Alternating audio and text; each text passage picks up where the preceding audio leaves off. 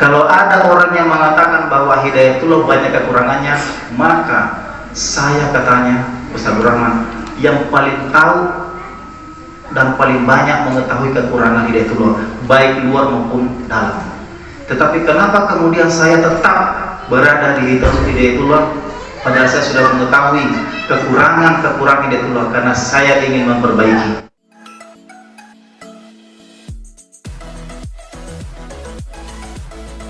Yang kami hormati Ustadz dan guru saya, Ustadz Jamaluddin Nur selaku Ketua Badan Pembina Hidayatullah Batam. Yang kami hormati Ustadz Hairul Amri selaku Ketua Badan Pengurus Hidayatullah Batam. Yang saya hormati adalah kakaknya saya, Ustadz Darmansyah. Beliau ini Ustazah sejak SMP, SMA memang sudah menjadi pemimpin. Beliau adalah ketua OSIS pertama di Buntembak. Lantas ketika kami di style, beliau adalah pemimpin seluruh mahasiswa termasuk anak kami. Jadi bukan karena kebetulan sebenarnya beliau menjadi ketua DPW, bukan. Dan kami di style, terutama angkatan seangkatan, ketika kemudian ditunjuk menjadi ketua DPW atau istilahnya amanah, kami nggak kaget karena memang reputasinya beliau adalah leadershipnya bagus. Itu rencananya supaya saya dapat coklat nanti, saudara.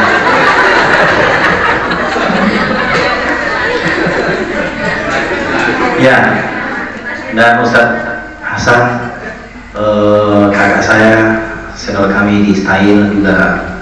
Dan ini sebenarnya Ustadz kiai saya juga, Ustadz Zainul Nasi, Ustadz Abdul Rahman Khalil, dan kawan kami Ustadz Zainal Rosyid. Beliau adalah penulis metode hidayah.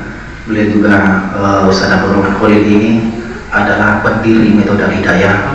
Ya, saya dengan Ustadz Zainal ini tukang pijatnya Ustadz sebenarnya. Iya. Kalau beliau capek, baru kemudian Pak Samsul maju gitu. Baik Ustazah, sebelumnya mewakili, karena juga ditunjuk dari rombongan tadi, mewakili kami selaku instruktur atau pemateri di metode hidayah secara nasional, berterima kasih pertama berterima kasih kepada panitia dan juga Ustadz Jamaluddin Nur, Ustadz Amri berkenan untuk kami repotkan dan juga kami tempati di sini selama 3 hari dan mungkin lebih karena tiket kami masih ditahan. Ustadz Zainal mutakin bahwa Hidayatullah ini harus ada metode pembelajaran Al-Quran. Di ormas-ormas lain sudah ada, semuanya hampir menggunakan metode. Terus Hidayatullah seperti apa ketika itu? Sehingga kemudian muncul namanya metode hidayah sebelum mengambil dari kata Hidayatullah. Itu pertama. Beliau Ustaz Zainul Nasi ini adalah guru dari Al-Hikmah Ustaz. Dan disitulah kemudian qiraat dulu dan kemudian masuk kemudian di Hidayatullah diminta, dipaksa tanda kutip untuk membuat. Yang kemudian yang kedua, jujur Ustazah, kalau ada pertanyaan mendasar, apakah metode hidayah ada kekurangan? Saya akan jawab mewakili banyak. Tetapi dengan kekurangan inilah kami ingin berbenah. Mungkin pertanyaannya adalah kemarin kami mendapatkan, selama al-hidayah tidak bagus menjadi jalan tidak baik seperti yang lain, kami tidak pakai. Kami tidak pernah memaksa. Mungkin pertanyaan mendasar pun saya katakan bahwa mungkin ketika Hidayatullah pertama kali lahir, ngapain saya ikut Hidayatullah? Kan sudah ada ormas-ormas yang lain sudah maju. Tapi kenapa kemudian Hidayatullah lahir? Karena ingin memberikan kontribusi kepada masyarakat melalui lembaga ini. Kami pun demikian dengan Al-Hidayah. Kami juga ingin kemudian berpartisipasi di lembaga ini dan juga secara umum umat Islam ini terbangun sebuah peradaban Islam melalui Hidayatullah, dan salah satunya adalah metode Al-Hidayah. Kami mengakui Ustaz bahwa kami masih banyak kekurangan, tetapi dengan kekurangan ini kemana lagi kami mencari saudara kami yang ingin membantu kami, kalau bukan dari bapak-bapak, ustaz-ustaz semua. Kalau hanya ingin mengurangi kekurangan Hidayah banyak.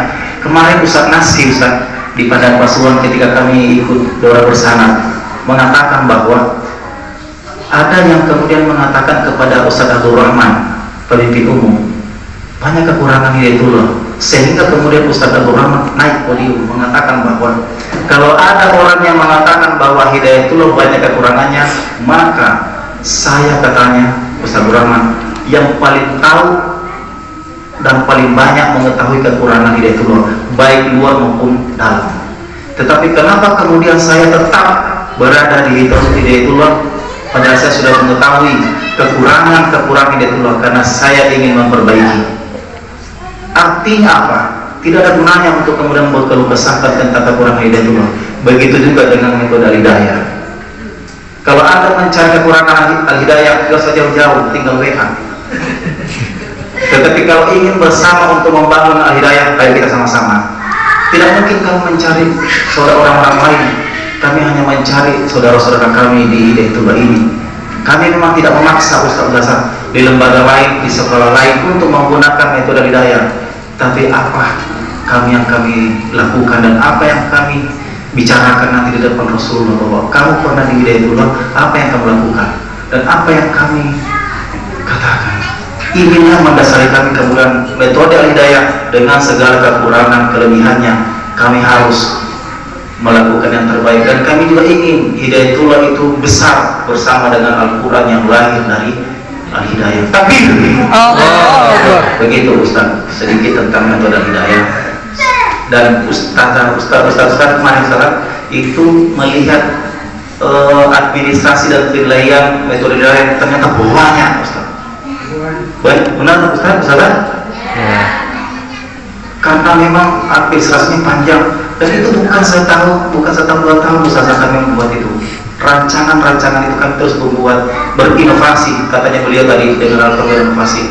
Kami terus memperbaiki, bahkan rencananya nanti metode Al-Hidayah itu menggunakan barcode. Kalau ada orang tua murid mau melihat, dan tinggal lihat karena ini begini, muncul. Itu rancangan kami dan rancangan kami ke depan. Tapi kami mohon untuk didoakan, karena kami ini Ustaz Jamal sudah tahu bahwa biasanya di Hidayatullah itu semuanya bertumpuk-tumpuk pekerjaan. Itulah menjadikan tidak bisa sama dengan Umi Foundation yang berdiri sendiri, Tilawati Foundation berdiri sendiri, Kiroati Foundation berdiri sendiri. Al-Hidayah ini masih kemudian harus mencari bagaimana caranya, karena kami ini masih berada di unit-unit atau di amanah masing-masing. Dan kami berharap, alhamdulillah Ustaz, kami sudah mempunyai 10 korwil. Sebenarnya pemateri atau instruktur Al-Hidayah bukan kami berempat saja. Alhamdulillah sudah ada pemateri instruktur khusus untuk Kalimantan Timur, diketuai oleh Ustaz Sigirno. Ada juga Ustaz Wahyu Sulawesi, ada juga Ustaz Sulhandi di NTB, ada juga Ustaz Ustaz Taufik di Sulawesi Utara. Alhamdulillah sudah terbentuk 10 korwil metode Al-Hidayah di wilayah provinsi. Alhamdulillah. Dan kami berharap Sumatera nanti pusatnya ada di Batam. Begitu Ustaz. Dan sebenarnya sudah ada. Ustaz Torik ini sebenarnya adalah karena beliau sudah ikut sertifikasi level 2 Ustaz. Ini yang kami lakukan sekarang masih level 1. Level 2 ada lagi. Dan beliau sudah lulus, dan kami berharap, kami tadi melihat beberapa hasilnya luar biasa guru-gurunya di sini Ustaz.